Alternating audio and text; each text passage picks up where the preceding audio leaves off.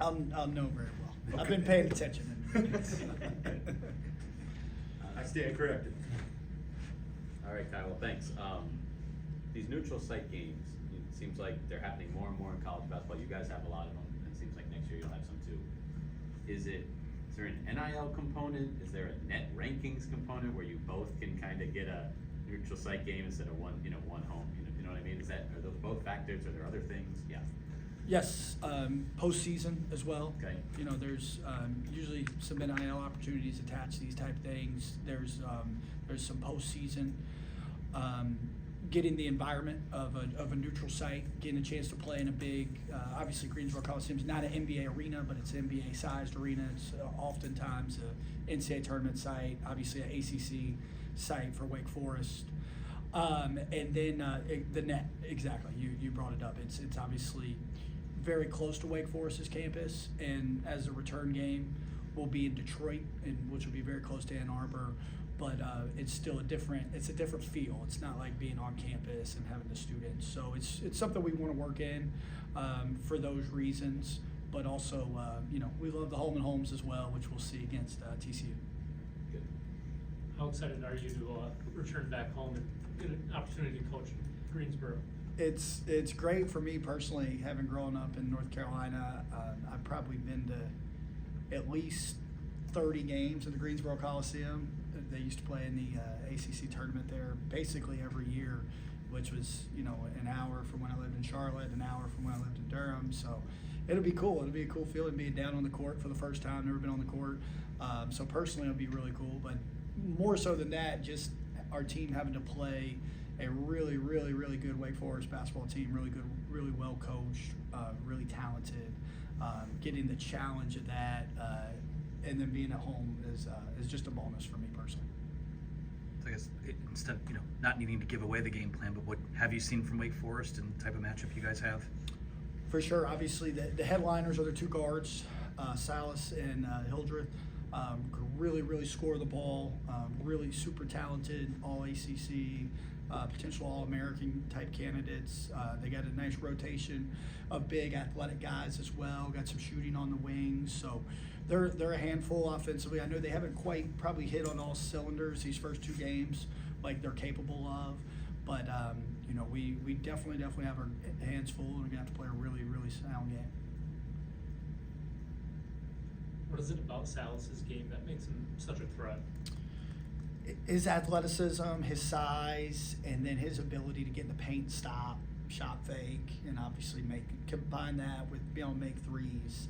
I think he's becoming a better playmaker for others as well. He's he'll be one of the better guards we play all year, no question.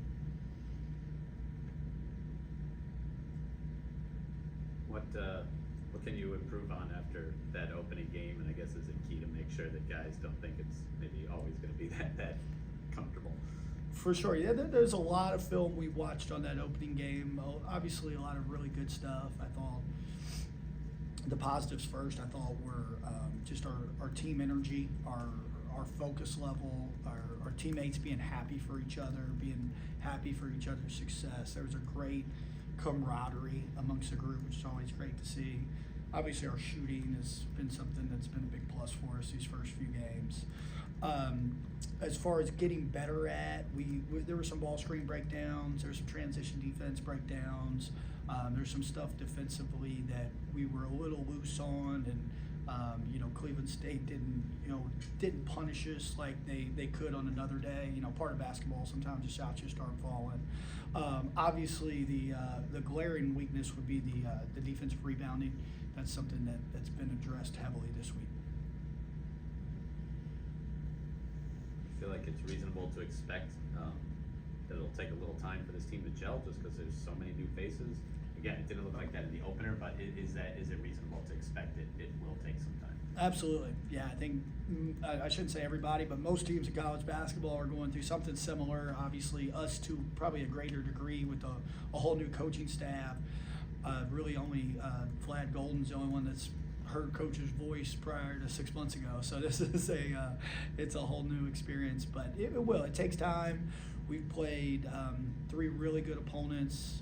I think obviously our next step up here, Wake Forest, who I would think is projected as a tournament team. I know they're picked third in the ACC, which is incredible given the history of that league. So I think we're ready for this next challenge.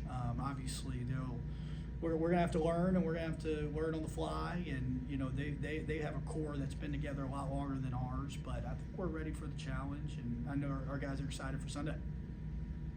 How easy is it when you kind of hit the ground running like this to be able to kind of get that camaraderie or buy-in from all the players, kind of just seeing how it's working for them? For sure, yeah. Having success is probably the ultimate buy-in, right?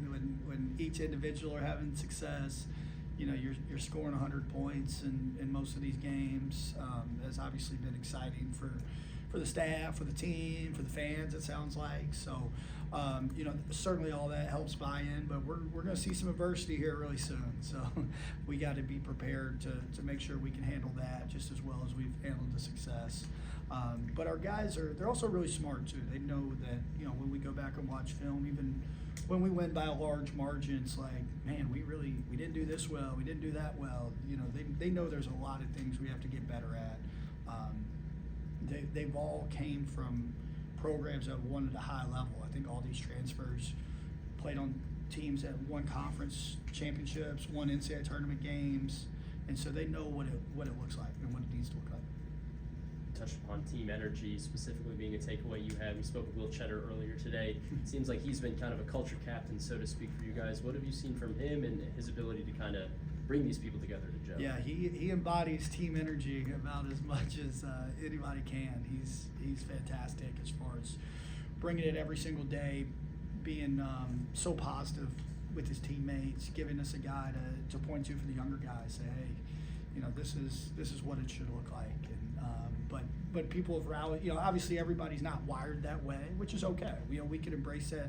You know, I think Roddy Gale's a guy I think of that approaches leadership in a totally different way, equally as successful and good, but just a different approach to it. And you know, Vlad Golden, Reuben Jones, other guys that have been through the battles. I think they have, along with Will and the rest of the guys, it's just been awesome to coach so far. And like I said, we've had a ton of success so far, but you know, we got a new challenge coming up, and we got to be ready to handle the highs and lows that are going to happen within the game Sunday and also going forward.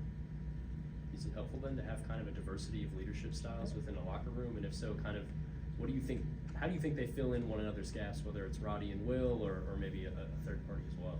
Yeah, I think I do, to answer your question. Yeah, I think it's important.